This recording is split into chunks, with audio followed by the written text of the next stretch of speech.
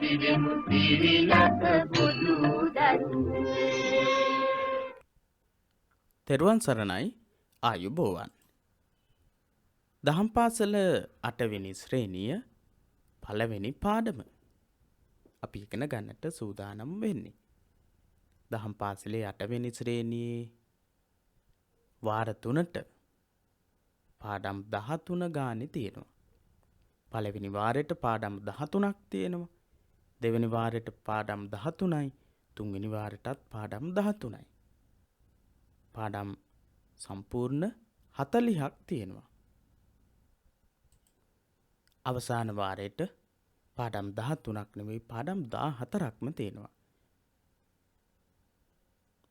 අභිධර්ම පාඩම් 2ක්, පාලි පාඩම් 2ක් ඇතුළුව ඒ විදිහට පාඩම් ගොඩක් ගැන අපි ඉගෙන ගන්න ඕන. පාඩම් ගොඩක් තිබුණට ඒ තියෙන පාඩම් හැම එකක්ම දරුවන් වෙන අපිට ගොඩක්ම වැදගත් වෙන කරුණු තමයි ඒ පාඩම් වල තියෙන්නේ. ඒ නිසා අපි මේ පාඩම් ඉගෙන ගනිමු. ඒ පාඩම් වල තියෙන විශේෂ දේවල් ඉගෙනගෙන මතක තියාගමු. පළවෙනි පාඩමේ මාතෘකාව බුදු සිරිතේ පළමු විසිවස. බුදුරජාණන් වහන්සේ බුද්ධත්වයට පත් වෙලා අවුරුදු 20ක් ගත වෙනකන් තොරතුරු බුද්ධ ජීවිතයේ සම්බන්ධ බුද්ධ චරිතයේ සම්බන්ධ තොරතුරු තමයි මේ පාඩමේදී සාකච්ඡා කරන්නේ. එහෙනම් අපි බලමු මුලින්ම පොතක් පෑනක් අරගෙන ලෑස්ති වෙන්න ඕන. පොතක් අරගන්න, පෑනක් අරගන්න, පොතක් අරගෙන පෑනක් අරගෙන අපි මේ සාකච්ඡාව ආරම්භ කරමු. වැදගත් වෙන කරුණු දරුවෝ ලියා ගන්න ඕන. හරි. එහෙනම් අපි පාඩම පටන් ගනිමු. පළවෙනි පාඩම බුදු සිරිතේ පළමු විසිවස. අපි පාඩම කියවමු. මගෙත් එක්කම කියන්න අපි අනිවාර්යයෙන්ම පාඩම් කියවන්නත් කියවීමත් හුරු වෙන්න ඕනේ. ඒ නිසා සිදුහත් මහ බෝසතාණන් වහන්සේ සත්‍ය කුමක්දැයි සොයමින් ගත කළ කාලය අවසන් විය. බෝධිසත්වයන් වහන්සේ සත්‍ය සොයමින් කාලයක් ගත කළා. අවුරුදු 6ක කාලයක්. අවුරුදු 29න් ගිහිගේ අතහැරලා ගියාට පස්සේ මහා බිනිස්ක්‍රමණය කළාට පස්සේ බෝධිසත්වයන් වහන්සේ අවුරුදු 6ක කිං සච්ච ගවේසී කියන කාලය. කිං සච්ච ගවේසී කියන කාලය.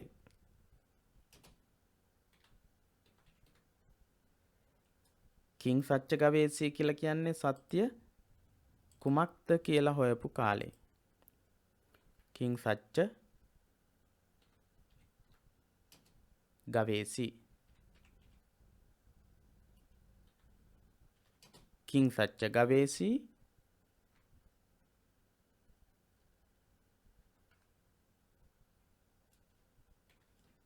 කිං කුසල ගවේසී.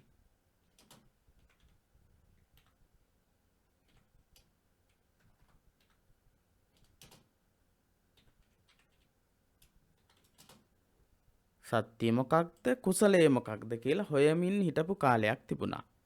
මේ කාලය තුල බෝධිසත්වයන් වහන්සේ කුසලයේ මොකක්ද, පින කියන්නේ මොකක්ද කියලා හොයමින් හිටියා. ඒ කාලේ නිමා වුණා. නිමා වෙලා උදා වුණා. කාලයක් වෙසක් පුර 15ක පොහෝ දිනෙන් ආරම්භ වෙච්ච බුද්ධ ජීවිතයේ බුද්ධ ජීවිතය ආරම්භ වෙනවා. වෙසක් පුර 15ක් පොයේ දවසක දඹදිව බුද්ධ ගයාවේ ශ්‍රී මහා බෝධි මූලයේදී තමයි ඒ උතුම් වූ සම්මා සම්බුද්ධත්වය ලබා ගන්නේ. වෙසක් පුර 15ක් පොයේ දවසක දඹදිව බුද්ධ ගයාවේ ශ්‍රී මහා බෝධි මූලයේදී තමයි ලෞතුරා සම්මා සම්බුද්ධත්වයට පත් වී වදාළේ. වෙසක් පුර 15ක් පොයේ දවසේ දඹදිව බුද්ධ ගයාවේ ශ්‍රී මහා බෝධීන් වහන්සේ අසල මේ බලන්න සම්මා සම්බුදුරජාණන් වහන්සේ ලෝකයට පහළ වෙන අවස්ථාව. සම්මා සම්බුදුරජාණන් වහන්සේ ලෝකයට පහළ වෙන අවස්ථාව. ලෞතුරා බුදු පදවිය ලබා ගන්නා වූ අවස්ථාව තමයි මේ අපිට දකින්නට තියෙන්නේ. ඉතින් සති කීපයක් බොමැඩ අවට ගත කළ බුදුරජාණන් වහන්සේ තමන් අවබෝධ කරගත් ධර්මයේ ලෝවැසියන්ට දේශනා කිරීම සඳහා සිත යොමු කළහ. සම්මා සම්බුද්ධත්වයට පත් වෙනවා. සම්බුද්ධත්වයට පත් වෙලා සති 7ක් ගත කරනවා බෝධීන් වහන්සේ අසල. පඨමං බෝධි පල්ලංකං පළවෙනියටම බෝධීන් වහන්සේ අසල.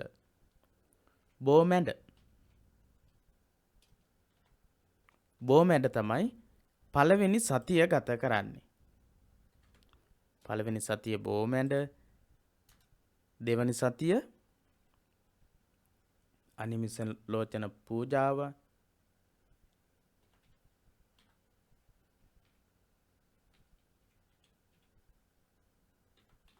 අනිමිස ලෝචන පූජාව, ඊළඟට රුවන් සක්මන,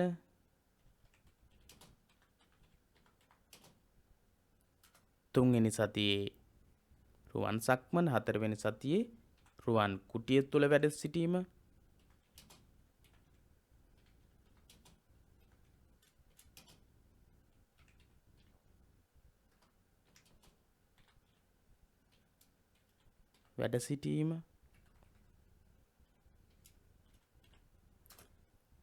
පස්වෙනි සතියේ අජපාල නුගරුක මුල වැඩ සිටීම,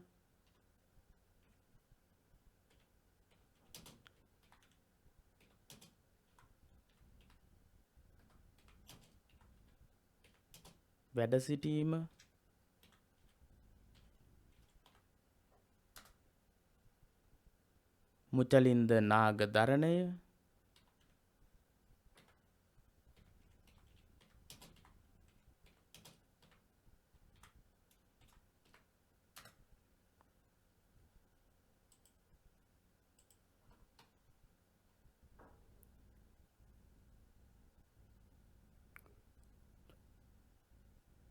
රාජායතන,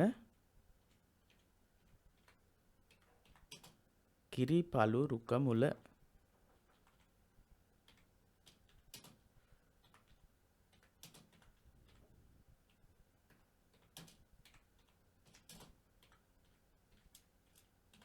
මේ කියන ස්ථානවල තමයි සති 7ක් බෝධිසත්වයන් වහන්සේ ගත කරන්නේ.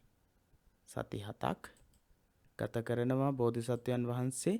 බෝමැඩ සතියක් දවස් 7ක්, අනිමිස ලෝචන පූජාව පවත්වනවා දවස් 7ක්, රුවන් සක්මන කරමින් බෝධීන් වහන්සේ අසල ඉඳලා වජ්‍රාසනයේ දක්වත්, වජ්‍රාසනයේ ඉඳලා බෝධීන් වහන්සේ අසලටත් වැඩම කරමින් රුවන් සක්මන කරනවා තුන්වෙනි සතියේ. රුවන් කුටිය තුල වැඩ ඉඳමින් අභිධර්මයේ මෙනෙහි කරන්නේ හතරවෙනි සතියේ. අජපල් නොගරුක මුල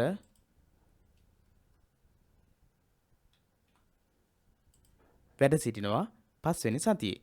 මුචලින්ද නාගරාජයා විසින් ඇවිල්ලා බුදුරජාණන් වහන්සේට දරණයක් ගහගෙන අවුවෙන් වැස්සෙන් බේරගන්නේ. මහා විශාල වර්ෂාවක් ඇදහැළුණු කාලයක් වුණා මුචලින්ද නාගදරණේ සිද්ධ වෙන 6 වෙනි සතියේදී. ඒ වැස්සෙන් බේරගත්තේ මුචලින්ද කියන නාගරාජයා. ඉතින් ඊට පස්සේ බුදුරජාණන් වහන්සේ රාජායතන කියන කිරිපලු රුක මුල වැඩ හිටියා.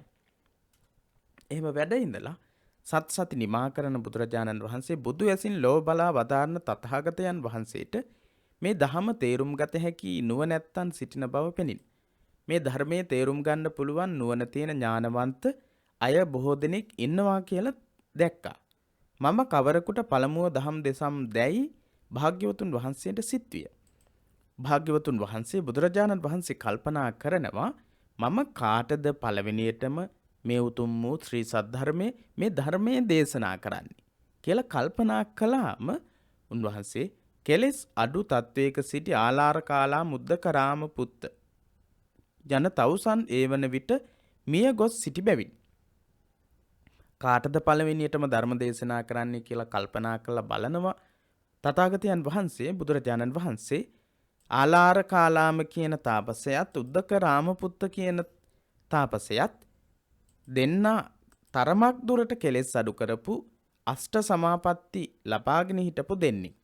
ආලාර කාලාම කියන තාපසයා ආකින්චඤ්ඤායතනේ දක්වාත් උද්දක රාමපුත්ත කියන තාපසතුමා නේව සංඥානා සංඥායතනේ කියන 8 වෙනි සමාපත්තිය දක්වා අෂ්ට සමාපatti වල 7 වෙනි සමාපත්තිය දක්වා ආලාර කාලාම තාපසයා පත් වෙලා හිටියේ. උද්දක රාමපුත්ත කියන තාපසතුමා 8 වෙනි ධානයේ දක්වා 8 වෙනි සමාපත්තිය දක්වාම හිත දියුණු කරලා හිටපු කෙනෙක්.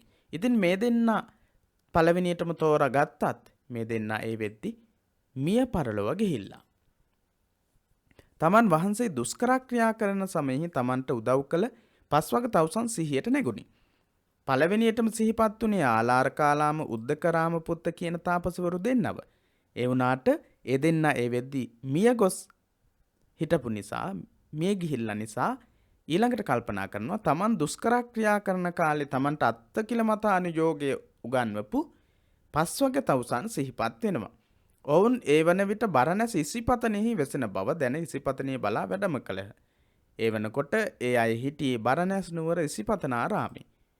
බරණැස් නුවර ඉසිපතනාරාමයේ මේ පිරිස ඉන්නවා කියලා දැනගත්තට පස්සේ බුදුරජාණන් වහන්සේ බරණැස් නුවර ඉසිපතනාරාමයේ කරා වැඩම කරනවා ප්‍රථම ධර්මදේශනාව පැවැත්වීම සඳහා. ප්‍රථම ධර්මදේශනාව පැවැත්වීම සඳහා බරණැස් නුවර ඉසිපතන මිගදායට වැඩම කරනවා. ඇසළ පුර 15වක පෝය දිනේදී පස්වග තවුසන් මුණ ගැසිනි. උන්වහන්සේ වැඩම කරලා ඇසළ පුර 15ක් පෝය දවසේදී තමයි පස්වග තවුසන් ඉසිපතන මිගදායේදී බරණැස් නුවර ඉසිපතනාරාමේදී මුණ ගැහෙන්නේ. මුලදී විශ්වාස නොකළද කරුණු දැක්වීමෙන් පසුව බෝසතාණන් වහන්සේ බුද්ධත්වයට පත්ව ඇති බව පස්වග තවුසෝ පිළිගත්හ. මුලින්ම ඒ අය කැමති වුණේ නැහැ සිද්ධාර්ථ ගෞතමයන් සම්බුද්ධත්වයට පත් වෙලා කියලා. හැබැයි බුදුරජාණන් වහන්සේ කරුණු පැහැදිලි කරනවා, දිගින් දිගටම කරුණු පැහැදිලි කරනවා. අවසානයේදී උන්වහන්සේ ප්‍රකාශ කරනවා ඔබ සමග මා දුෂ්කර ක්‍රියා කරන කාලයේදී කිසිම දවසක අසත්‍යයක් ප්‍රකාශ කරලා තියෙනවද කියලා.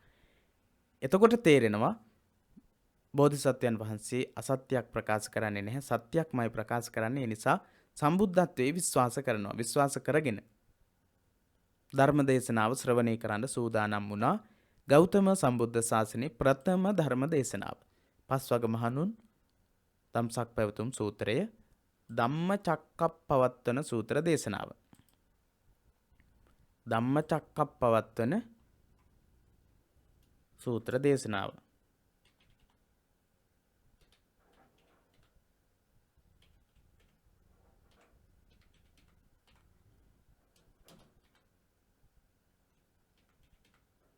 ධම්මචක්කප්පවත්තන සූත්‍ර දේශනාව තමයි ගෞතම සම්බුදුරජාණන් වහන්සේගේ ප්‍රථම සූත්‍ර දේශනාව.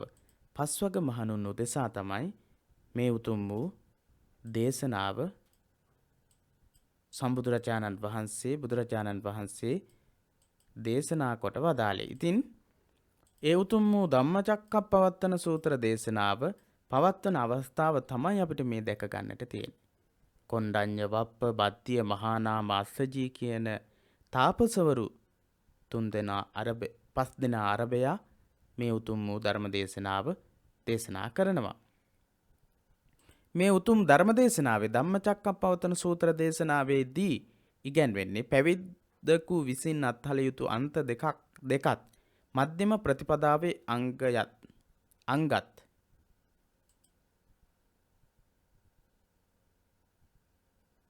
චතුරාර්ය සත්‍යත් පැවිද්දෙකු විසින් අත්හල යුතු අන්ත දෙක කාමසුකල්ලිකානුයෝගය අත්තකිලමතානුයෝගය කියන දෙකම මේ සූත්‍ර දේශනාවට අන්තර්ගත වෙනවා. අත්තකිලමතානුයෝගය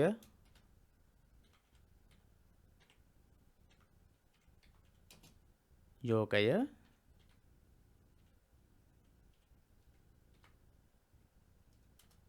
කාමසුකල්ලිකානුയോഗය.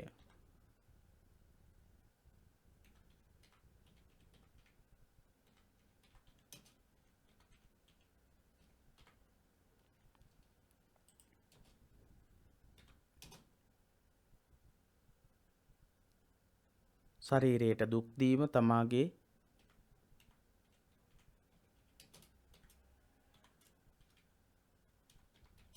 දුක් දීම කාමසුකල්ලිකානුയോഗය.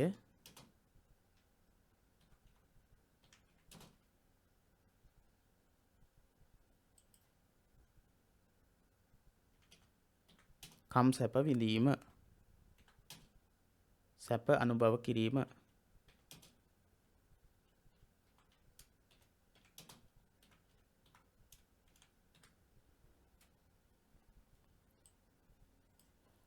මේ කියන දෙකම අත්හල යුතු අන්ත දෙකක් බව අත්හල යුතු බව බුදුරජාණන් වහන්සේ පස්වග මහණුන්ට දේශනා කරනවා. මේ අන්ත දෙකම පැවිද්දන් විසින් අත්හල යුතු අන්ත දෙකක් බව. අත්තකිලමතානුයෝගයත් කාමසුකල්ලිකානුයෝගයත් තමයි පැවිද්දන් විසින් අත්හල යුත්තේ. අත්තකිලමතානුයෝගය අපි දන්නවා බෝධිසත්වයන් වහන්සේ අප්‍රාණක ධානය වඩමින් හුස්ම ගැනීම හුස්ම පිට කිරීම පවා ආහාර ගැනීම ඒ හැම දෙයක්ම නතර කරා. ඒ අත්තකිලමතානුයෝගී ඉගැන්වුවේ මේ පස්වග මහණුන්. ඒ කාලේ ලොකු විශ්වාසයක් තිබුණා ශරීරයට දැඩි විදිහට දුක් දීම තුලින් සත්‍ය හොයාගන්න පුළුවන්, නිර්වාණයට පත් වෙන්න පුළුවන්, මිදීමට පත් වෙන්න පුළුවන් කියලා විශ්වාසයක් තිබුණා. ඒ නිසා තමයි පස්වග මහණුන් ඒ වගේ ක්‍රමවේදයක් බෝධිසත්වයන් වහන්සේටත් කියලා දෙන්නේ. ඒක නිවැරදි ක්‍රමවේදයක් නොවන බව බුදුරජාණන් වහන්සේ තේරුම් ගත්තා. ඊට පස්සේ මේ සූත්‍ර දේශනාවේදී දේශනා වෙනවා චතුරාර්ය සත්‍ය. දුක්ඛ ආර්ය සත්‍ය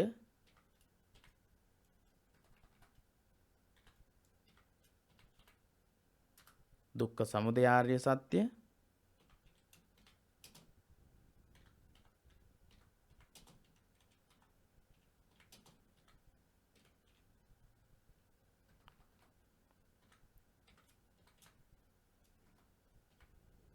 දුක්ඛ නිරෝධ ආර්ය සත්‍ය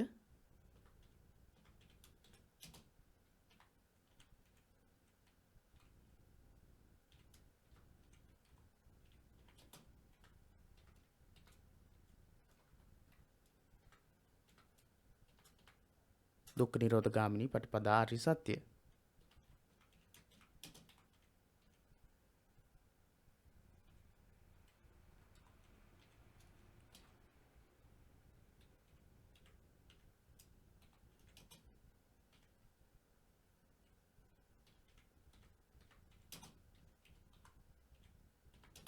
ආර්ය සත්‍ය.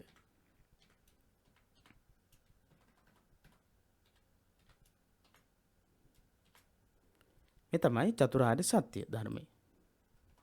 චතුරාර්ය සත්‍ය ධර්මය. මේ චතුරාර්ය සත්‍ය ධර්මයේම හතරවෙනි අපි මුලින් කිව්වා ආර්ය අෂ්ටාංගික මාර්ගයේත් දේශනා කළා කියලා. ආර්ය අෂ්ටාංගික මාර්ගය ඇතුළත් වෙන්නේ මේ ආර්ය සත්‍ය චතුරාර්ය සත්‍ය හතරවෙනි කොටසේ. දුක්ඛ නිරෝධ ගාමිනී පටිපදා ආර්ය සත්‍ය කියන එකට තමයි ඇතුළත් වෙන්නේ ආර්ය අෂ්ටාංගික මාර්ගය. සම්මා දිට්ඨි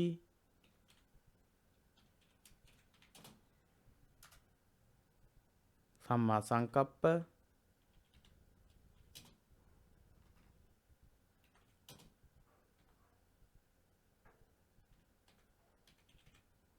සම්මා වාචා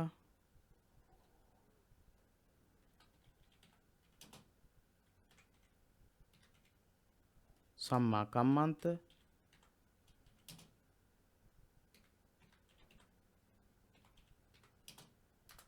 සම්මා වාය ආජීව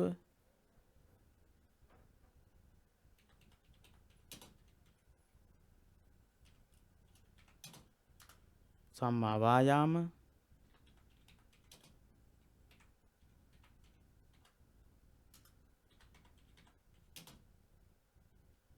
සති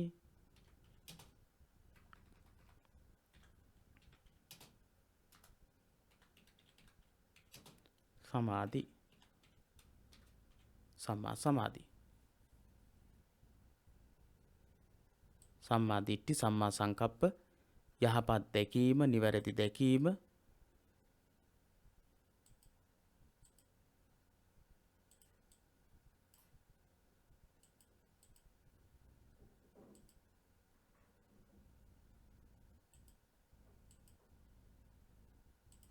සම්මා දිට්ඨි නිවැරදි දැකීම සම්මා සංකප්ප නිවැරදි සංකල්පනා නෙක්ඛම්ම සංකප්ප අව්‍යාපාද සංකප්ප අවිහිංසා සංකප්ප කියන සංකල්පනාවන් යහපත් වචන හිස් වචන රළු වචන කේලම් මේ කියන වචනයෙන් වෙන අකුසලයන්ගෙන් දුරු වීම සම්මා කම්මන්ත නිවැරදි විදිහට කර්මාන්තවල යෙදීම සම්මා ආජීව නිවැරදි විදිහට ජීවත් වීම සම්මා වායාම සතර සම්‍යක් ප්‍රධාන වීර්යයෙන් යුක්ත වීම සම්මා සති යහපත් විදිහට සිහිය පවත්වාගෙන යාම සම්මා සමාධි යහපත් වූ ධානය උපදවා ගැනීම කියන මේ ආර්ය අෂ්ටාංගික මාර්ගයේ අංග 8ත් ඇතුළත් වෙනවා ප්‍රථම ධර්ම දේශනාවට. එහෙනම් අපිට පැහැදිලි ප්‍රථම ධර්ම දේශනාවේ මොනවද අන්තර්ගත වුණේ කියලා පැවිද්දන් විසින් අත්හළ යුතු අන්ත දෙක ඉගැන්වුවා. කාමසුකල්ලිකානුයෝගය අත්තකිලමතානුයෝගය කියන ශරීරයට දැඩි දුක් දීම සහ දැඩි ලෙස සැප අනුභව කිරීම කියන දෙකම අත්හළ යුතුයි කියලා බුදුරජාණන් වහන්සේ ප්‍රථම ධර්ම දේශනාවේදී දේශනා කළා. ඊට පස්සේ චතුරාර්ය සත්‍ය ධර්මයේ දේශනා කරනවා ලෞතර බුදුරජාණන් වහන්සේ. දුක්ඛ ආර්ය සත්‍ය දුක්ඛ කියලා ලියද්දී එහෙමයි ලියන්නට ඕන. දුක්ඛ ආර්ය සත්‍ය දුක්ඛ සමුදය ආර්ය සත්‍ය දුක්ඛ නිරෝධ ආර්ය සත්‍ය දුක්ඛ නිරෝධ ගාමිනී පටිපදා ආර්ය සත්‍ය කියන අංග. දුක්ඛ නිරෝධ ගාමිනී පටිපදා ආර්ය සත්‍යම තමයි සම්මා දිට්ඨි සම්මා සංකප්ප සම්මා වාචා සම්මා කම්මන්ත සම්මා ආජීව සම්මා වායාම සම්මා සති සම්මා සමාධි කියන මේ මාර්ගාංග වලින් උගන්වන්නේ. දුකෙන් නිදහස් වීමේ මාර්ගය තමයි ආර්ය අෂ්ටාංගික මාර්ගය. ඒ ආර්ය අෂ්ටාංගික මාර්ගයේ අංග ටික තමයි අපි මේ විදිහට සාකච්ඡා කළේ.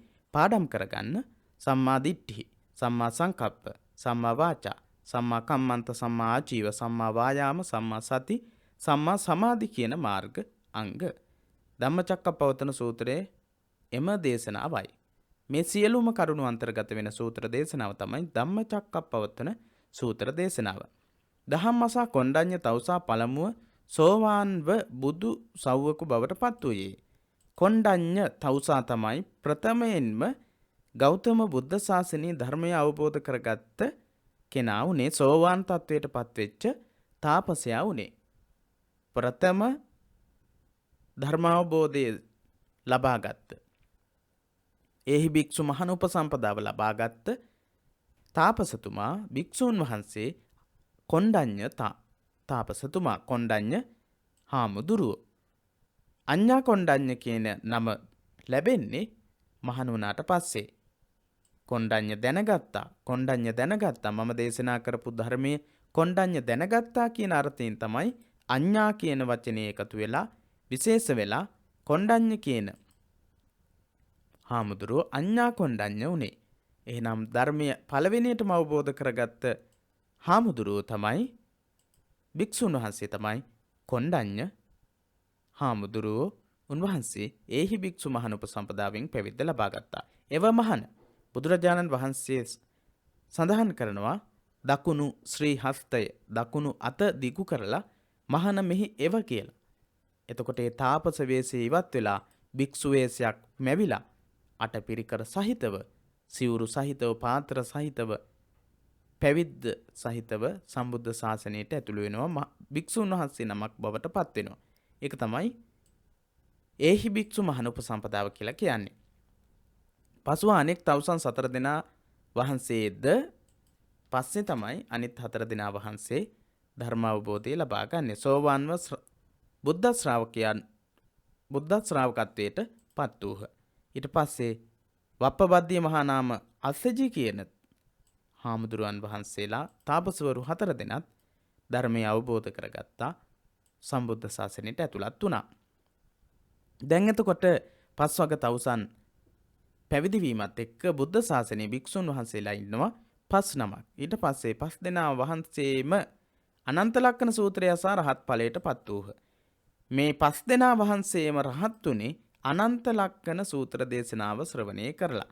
අනන්ත ලක්ෂණ සූත්‍ර දේශනාව කියන්නේ ධම්මචක්කප්පවත්තන සූත්‍ර දේශනාව. පළවෙනි සූත්‍ර දේශනාවම තවත් විස්තර කරලා දේශනා කරලා තියෙන සූත්‍ර දේශනාවක් තමයි අනන්ත ලක්ෂණ සූත්‍ර දේශනාව. පළවෙනියටම මේ පිරිස සෝවාන් තත්වයට පත් වෙනවා. අවසානයේදී අනන්ත ලක්ෂණ සූත්‍ර දේශනාව දේශනා කරනවත් එක්කම පස්වග භික්ෂුන් වහන්සේලා සියලු දෙනාම රහත් භාවයට පත් වුණා. පස්වග භික්ෂුන් වහන්සේලා සියලු දෙනාම මහා රහත් භාවයට පත් වුණේ අනන්ත ලක්ෂණ සූත්‍ර දේශනාව ශ්‍රවණය කරලා. අඤ්ඤා කොණ්ඩඤ්ඤ හාමුදුරුවෝ සෝවාන් තත්වයට පත් වුණේ සහ අනිකුත් හාමුදුරුවෝ ධර්මාවබෝධයට පත් වුණේ සෝවාන් තත්වයට පත් වුණේ ධම්මචක්කප්පවත්තන සූත්‍ර දේශනාව ශ්‍රවණය කරලා. පස්වග මහණුන් රහත් භාවයට පත් වුණේ අනන්ත ලක්ෂණ සූත්‍ර දේශනාව ශ්‍රවණය කරලා. සෝවාන් වුණේ ධම්මචක්කප්පවත්තන සූත්‍ර දේශනාව ශ්‍රවණය කරලා. මේ කාලය තුලදී බරණැස් සිටුවරයාගේ පුත් බරණැස් නුවර හිටියා බරණැස් සිටු කියලා කෙනෙක් හිටියා. සිටුවරයෙක් හිටියා. ඒ සිටුවරයාගේ පුතා තමයි යසකුල කියලා කියන්නේ. අපි දන්නවා යසකුල කියන්නේ බරණැස් කියන සිටුවරයාගේ පුතා. ඉතින් ඔහුගේ යහළුවන් 54 දෙනාත් බුදු රදුන්ගෙන් දහම් අසා පැවිදි බව ලැබූහ. පැවිදි වෙනවා බරණැස් සිටුවරයාගේ පුතා යසකුල පුත්‍රයා. සහ ඔහුගේ යාළුවෝ 54 දෙනා බුදුරජාණන් වහන්සේගෙන් බණ අහලා පැවිදි වුණා. එතකොට යසකුල පුත්‍රයා යාළුවෝ 54 දෙනයි එතන 55 දෙනයි. පස්වග තවුසෝ 5 දෙනයි. එතකොට දැන් භික්ෂුන් වහන්සේලා 69යි. පස්වග තවුසෝ විදිහට හිටපු භික්ෂුන් වහන්සේලා පස්වග භික්ෂුන් වහන්සේලා 59යි. යසකුල පුත්‍රයයි යසකුල පුත්‍රයාගේ යාළුවෝ 54 දෙනයි එතන 55 දෙනයි. පස්වග භික්ෂූන් එක්ක 69යි. මේ වන විට බුදුරජාණන් වහන්සේගේ ශ්‍රාවක පිරිස 69ක් වූහ. 69ක් වුණා. බුදුරජාණන් වහන්සේම ශ්‍රාවක පිරිස අමතා බොහෝ දෙනාගේ හිතසුව පිණිස චාරිකාවේ යෙදමින් දහම් දෙසන ලෙසටත් දෙනමක් එකමග නොවඩින ලෙසටත් අවවාද දී උන්වහන්සේලා පිටත් කොට යවූහ. බුදුරජාණන් වහන්සේ ඒ ශ්‍රාවක පිරිසට කතා කරලා කියනවා චරත භික්කවේ චාරිකම් බහුජන හිතාය බහුජන සුඛාය අත්තාය හිතාය සුඛාය දේව මනුස්සානං චරත භික්කවේ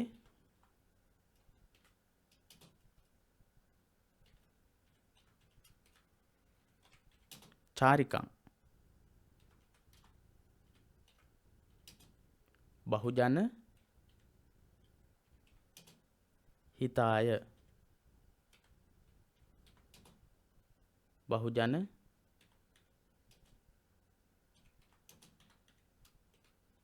සුඛාය අත්තාය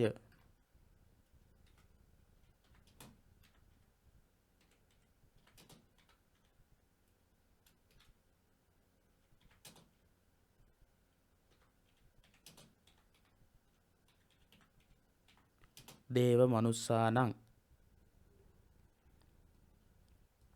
ඒ විදිහට සියලු දෙවියන්ට මිනිසුන්ට අර්ථය පිණිස දහම් චාරිකාවේ හැසිරෙන්න මා ඒකේන දේ අගමිත්ත දේශේත භික්කවේ ධම්මං ආදී කල්යාණම් මජ්ජේ කල්යාණම් පරියෝසాన කල්යාණම් ධර්මයේ දේශනා කරන්න ආරම්භයත් මැදත් අවසානයත් යහපත් වූ ධර්මයේ දේශනා කරන්න මේ විදිහට අනුශාසනා කරමින් බුදුරජාණන් වහන්සේ ප්‍රථම රහතන් වහන්සේලා 69 උදෙසා අවවාද ලබා දුන්නා. බුදුරජාණන් වහන්සේද උරුවෙල් දනව්ව බලා වැඩිසේක. බුදුරජාණන් වහන්සේත් උරුවෙල් දනව්ව බලා වැඩම කළා.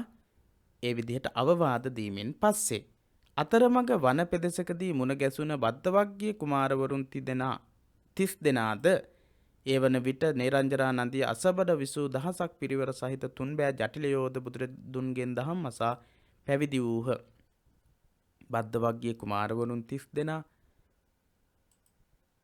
එක් වෙනකොට නේරංජරා නදිය අසබඩ හිටියා උරුවෙල් කාශ්‍යප, නදී කාශ්‍යප, ගයා කාශ්‍යප කියන තුන්බෑ ජටිලවරු, තුන්බෑ ජටිලයෝ.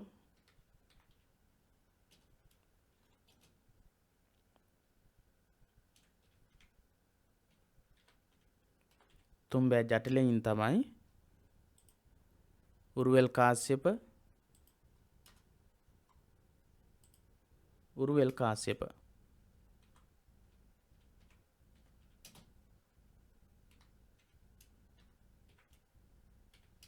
මේ සහෝදරවරු තුන්දෙනෙක්, ඒ සහෝදර තාපසවරු තුන්දෙනෙක්, ජටිලයෙක්, ජටිලවරු තුන්දෙනෙක්.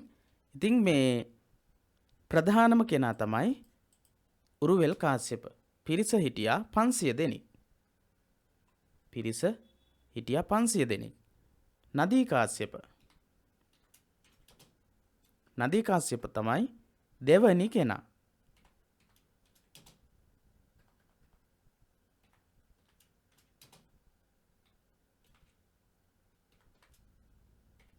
පිරිස හිටියා 300 දෙනෙක්. නදී කාශ්‍යපට පිරිස හිටියා 300 දෙනෙක්.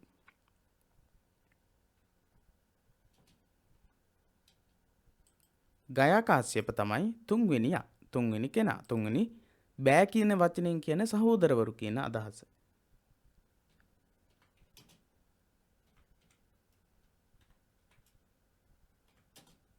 පිරිස හිටියේ 200 දෙනෙක්. එතකොට උරුවෙල් කාශ්‍යප, නදී කාශ්‍යප, ගයා කාශ්‍යප කියන මේ අයට, මේ සහෝදරවරුන්ට, සහෝදර ජටිලවරුන්ට පිරිස දහසක් දෙනෙක් හිටියා. උරුවෙල් කාශ්‍යපට 500 දෙනයි, නදී කාශ්‍යපට 300 දෙනෙක් හිටියා, ගයා කාශ්‍යපට 200 දෙනෙක් විදිහට ඒ පිරිසත් සම්බුද්ධ ශාසනයට ඇතුළත් වුණා. බුදුරජාණන් වහන්සේ රජගහ නුවරට වැඩම කළ පසු උන්වහන්සේ දක්නට පැමිණි බිම්බිසාර රජතුමා තම රටේ විශාලම ජටිල ශ්‍රාවක පිරිස බුදුරදුන්ගේ ශ්‍රාවකීන් බවට පත්ව සිටිනු දැක සතුටට පත්ව දහම් අසා සෝවාන් විය. බිම්බිසාර රජතුමා හරි කැමැත්තෙන් හිටියේ බුදුරජාණන් වහන්සේව තමන්ගේ රාජ්‍යයට වැඩම කරවා ගන්න. ඉතින් තමන්ගේ රාජ්‍යයේ හිටපු විශාලම ජටිල පිරිස තමයි උරුවෙල් කාශ්‍යප, නදී කාශ්‍යප, ගයා කාශ්‍යප කියන්නේ. ඒ පිරිස බුද්ධ ශ්‍රාවකයෝ බවට පත් වෙලා ඉන්නව දැක්කට පස්සේ බිම්බිසාර රජතුමා අවබෝධ කරගන්නවා ඒ ජටිලවරුන්ටත් වඩා උතුම් තැනකට බුදුරජාණන් වහන්සේ පත් වෙලා සිටිනවා කියලා. එහෙම අවබෝධ කරගෙන ධර්මය අහලා බුදුසසුනේ ප්‍රථම ආරාම පූජාවත් සිදු කරනවා බිම්බිසාර මහරජතුමා විසින්. අපිට මේ පේන්නේ බිම්බිසාර මහරජතුමා විසින් අතපැන්වක් කිරීමක් කරමින්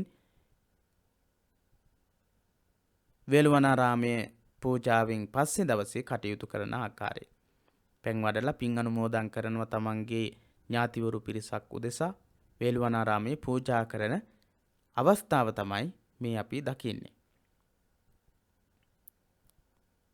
මෙකල රජගහනුවර උපතිස්ස හා කෝලිත නම් වූ පරිබ්‍රාජකයින් දෙදෙනෙක් හිටියා. කෝලිත සහ උපතිස්ස කියලා.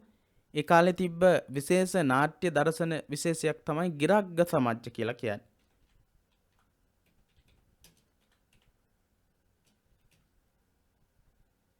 සමජ්ජ, ගිරග්ග සමජ්ජ.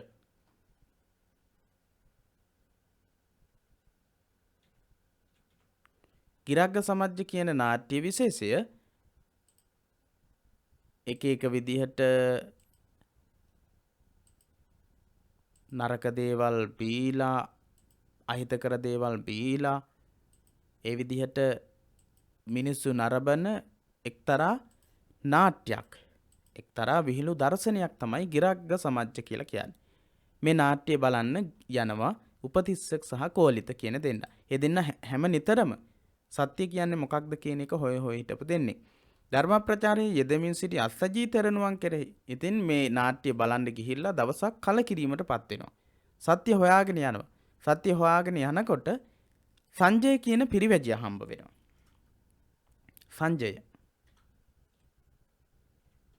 සංජය කියන පිරිවැජියා.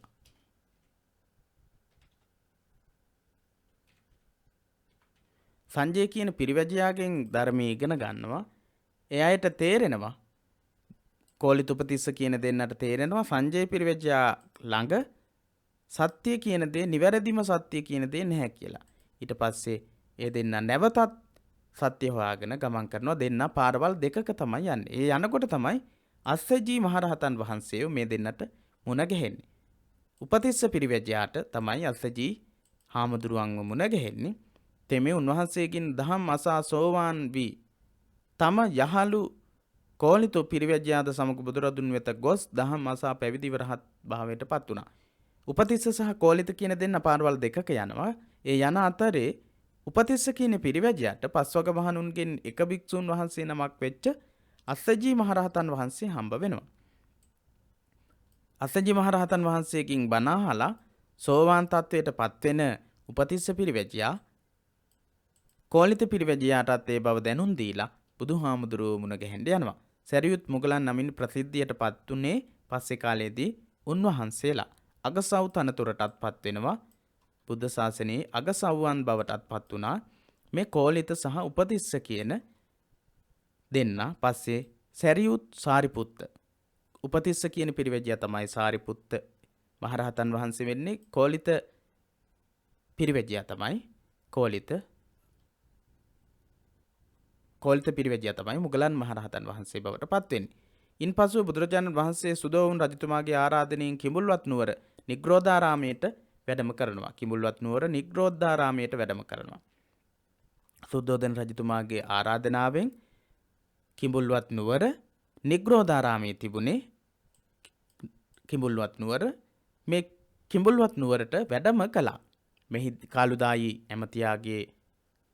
කාළුදායි හාමුදුරුවන් වහන්සේගේ ආරාධනාවෙන් තමයි බුදුරජාණන් වහන්සේ වැඩම කරන්නේ. ඒ වෙලාවේදී නන්ද කුමාරයා රාහුල කුමාරයා කියන මේ කුමාරවරු දෙන්නම පැවිදි කරනවා. රාජකුමාරවරු දෙන්නම පැවිදි කරනවා. නන්ද කුමාරයා කියන්නේ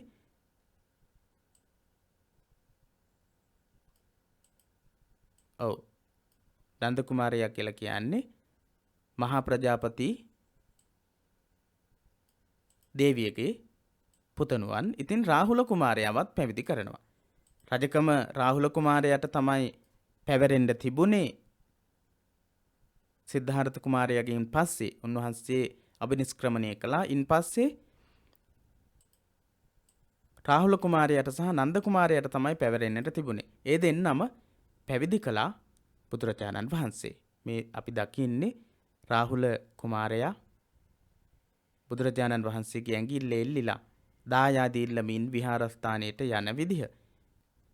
යසෝදරා දේවිය තමයි මේ ඈත ඉඳන් උඩුමහල් තලයේ ඉඳන් බලන් ඉන්නේ. මේ රාජමාලිගාවේ සුද්ධෝදන රජතුමා ඇතුළු පිරිස තමයි බලාගෙන ඉන්නේ. නැවත බුදුරදුන් මල්ල රට අනුපිය අඹවනයෙහි කලක් වැඩ සිටි අතර ඉන් ඉක්ම රජගහ නුවරට වැඩමවා එහි වේළුවන් වනාරාමයේ වැඩ සිටියහ. කාලයක් මල්ල රටේ අනුපිය කියන අඹවනේ වැඩ හිටියා. ඊට පස්සේ රජගහ නුවරට නැවත වතාවක් වැඩම කරලා වේළුවනාරාමයේ වැඩ හිටියා. එහිදී විශාලා මහනුවර ඇති වෙනවා තුන්බිය රෝග මනුස්ස අමනුස්ස කියන තුන්බිය ඇති වෙනවා. රෝග බිය, මනුස්ස බිය, අමනුස්ස කියන බිය ඇති වෙනවා. ඒ වෙලාවේදී බුදුරජාණන් වහන්සේ රතන සූත්‍ර දේශනා කරනවා. තවත් අවස්ථාවක දෙවුරම් වෙහෙර ඉදිකරවා පූජා කළ ජේතවනාරාමේ ඉදිකරලා පූජා කරපු අනේපිඩු සිටුතුමා බුදුරජාණන් වහන්සේගෙන් දහම් අසා සෝවාන් ඵලයට පත්විය. තවත් අවස්ථාවක දෙවුරම් වෙහෙර ඉදිකරවා පූජා කළ අනේපිඩු සිටුතුමා බුදුරජාණන් වහන්සේගෙන් දහම් අහලා ධර්මයේ ශ්‍රවණය කළා සෝවාන් තත්වයට පත් වෙනවා. ධර්ම අවබෝධයට පත් වෙනවා. අපි මේ දකින්නේ අනේපිඩු සිටුතුමා බුදුරජාණන් වහන්සේව මුණ ගැහෙන්න පැමිණිලා හිටපු එක අවස්ථාවක්. සෝපාක සුනීත ආදී අසරණයන් බුදුරජාණන් වහන්සේ වෙත පැවිදි වීම. සෝපාක සුනීත කියන මේ පිරිස් බුදුරජාණන් වහන්සේ සමීපේ පැවිද්ද ලබා ගන්නෙත් පළවෙනි බුද්ධත්වයට පත් වෙලා පළවෙනි 20 වස අතරතුර. බුද්ධත්වයට පත් වෙලා අවුරුදු 20ක් යන්න කලින් තමයි සෝපාක සුනීත කියන මේ අසරණ දෙන්න මහාන වෙන්නේ. ඊට පස්සේ තවත් විශේෂ සිදුවීමක් සිද්ධ වුණා. මේ තියෙන රෝහිණී ගංගාව කෝලිය සහ ශාක්‍ය කියන වංශ දෙකේ පිරිස විශාල යුද්ධයක් සංවිධානය කරගෙන හිටියා. කෝලිය සහ ශාක්‍ය සහ කෝලිය කියන දෙපිරිස මේ රෝහිණී ගඟේ වතුර බෙදා ගන්න බැරිව. ඒ වෙලාවේදී එතෙන්ට වැඩම කළ බුදුරජාණන් වහන්සේ සමගිය පිළිබඳව ධර්ම දේශනා කරලා ඒ අයව සමගි කළා. රෝහිණී ගඟේ ජලය බෙදා ගැනීම පිළිබඳව ශාක්‍ය හා කෝලිය වංශිකයන් අතර ඇතිවන්නට ගිය යුද්ධය සංසිඳවන්නට යෙදුනා බුදුරජාණන් වහන්සේ ඒ විදිහට. ආදී බුදුරජාණන් වහන්සේ රජගහනුවර වෙසෙන සමයේ ඇති වූ වැදගත් සිදුවීම්. රෝහිණී ගඟේ වතුර පදනම් කරගෙන ඇති වෙච්ච ගැටලුව निराකරණය කිරීම වගේ දේවල් රජගහනුවර බුදුහාමුදුරුවෝ වැඩ ඉන්න කාලයේදී සිද්ධ වෙච්ච විශේෂ දේවල්. මහා ප්‍රජාපති ගෞතමී දේවියගේ ඉල්ලීම පරිදි කාන්තාවන්ට පැවිදි වීමට අවසර ලබා දුන්නේද බුදුරජාණන් වහන්සේ විශාලා මහනුවර වෙසෙන කාලේ. විශාලා මහනුවර වැඩවසන කාලේ තමයි මහා ප්‍රජාපති ගෞතමී දේවියගේ ඉල්ලීම පරිදි කාන්තාවන්ට පැවිදි වීමට අවසරය ලබා දෙන්නේ. මේ අපි දකින්නේ ආනන්ද හාමුදුරුවන් වහන්සේ බුදුරජාණන් වහන්සේ ඉදිරිපිට කාන්තාවන්ට පැවිද්ද ලබා දෙන අවස්ථාව. මහා ප්‍රජාපති තෙරණින් වහන්සේ ඇතුළු භික්ෂුණීන් වහන්සේලා තමයි මේ වැඩ ඉන්නේ. බුදුරදුන් දිව්‍ය ලෝකයට වැඩමවා මාතෘ දිව්‍ය පුත්‍රයාට අභිධර්මයේ දේශනා කිරීමත් සිද්ධ වෙන්නේ 7 වෙනි වස් කාලයේදී. ඒ කියන්නේ බුද්ධත්වයට පත් වෙලා අවුරුදු 7කින් අවුරුදු 20 ඇතුළත තමයි මාතෘ දිව්‍ය රාජයාට ධර්මයේ දේශනා කරන්නේ. ඊට අමතරව ආලවක යක්ෂයව දමනය කිරීමේ කටයුතු සිද්ධ වෙන්නේ බුදුරජාණන් වහන්සේ බුද්ධත්වයට පත් වෙලා අවුරුදු 20ක් ගත වෙන්න කලින්. අනද තෙරණුවන් බුදුරදුන්ගේ අග්‍ර උපස්ථායක තනතුරට පත්වීම ආනන්ද හාමුදුරුවෝ තෙන අග්‍ර උපස්ථායක තනතුරට පත්වීම ආදී මේ කාලයේදී සිද්ධ වෙනවා. විවිධ ජන කොටස් බුදු සසුනට එක්වීමෙන් බුදුදහම මධ්‍ය දේශයේ පුරා සීක්‍රයෙන් පැතිරී ගිය බුද්ධත්වයෙන් මුල් 20 වස තුලදීය. එහෙනම් බුදුදහම මධ්‍ය දේශයේ පුරා සීක්‍රයෙන් පැතිරිලා ගිහිල්ලා තියෙනවා. ඒ පිළිබඳව දීර්ඝ විස්තරයක් අපි මෙතනදී සාකච්ඡා කරන්නේ නැහැ. විවිධ ජන කොටස් බුදු සසුනට ඇතුළත් වුණා. ජටිල පිරිස්, ඒ වගේම තාපස පිරිස්, ඒ විදිහට විශාල පිරිසක්. රජ පිරිස්, රජ කුමාරවරු, ඒ විදිහට විශාල පිරිසක් සම්බුද්ධ ශාසනයට ඇතුළත් වෙමින් පස්වග මහණුන්ගෙන් ආරම්භ වෙච්ච සම්බුද්ධ ශාසනයේ භික්ෂුන් වහන්සේලා දහස් ගණනක් වැඩ සිටින ශාසනයක් බවට පත් වුණා. ඒ පළවෙනි අවුරුදු 20 ඇතුළත සිද්ධ වෙච්ච විශේෂ කාරණාවන් ගැන තමයි අපි මේ පාඩමේදී සාකච්ඡා කළේ. ඒ විශේෂ කරුණු ඔබ හොඳින් මතක තියාගන්නට ඕන. ඊළඟට ක්‍රියාකාරකමක් දෙනවා. මුල් 20 වස තුල බුදුසසුන පැතිරී යාමට අදාළව වැදගත් සිදුවීම් පෙළගස්වන්න. බුදුසසුන ව්‍යාප්ත වීම සම්බන්ධව මුල් අවුරුදු 20 තුල පැතිරී යාමට අදාළ සිදුවීම් තමයි අපි මුලින් කතා කළේ. ඒවා පෙළගස්වන්නට කියලා කියනවා. ඒවා එක එක පෙළගස්වලා ලියන්නට ඕන. ප්‍රථම ධර්මදූත පිරිසට බුදුරජාණන් වහන්සේ අනුශාසනා කරන ආකාරය චිත්‍රයට නගන්නට කියලා කියනවා. මේ විදිහේ චිත්‍රයක් අපිට ලස්සනට අඳින්න පුළුවන්කම තියෙනවා. මේ වගේ චිත්‍රයක් ඔබ අඳින්නට ඕන. එහෙමනම් මේ පාඩමේ විශේෂ කරුණු අපි සාකච්ඡා කළා. නැවත නැවත මේ පාඩම් නරඹන ගමන් විශේෂ කරුණු ලියාගෙන පාඩම් කරන්න. එහෙමනම් ඊළඟ පාඩමින් අපි තවත් තොරතුරු සාකච්ඡා කරමු. 8 වෙනි ශ්‍රේණියේ දහම් පාසලේ 8 වෙනි ශ්‍රේණියේ පළවෙනි පාඩමෙන් අපි සමුගන්නවා. ඔබට තෙරුවන් සරණයි.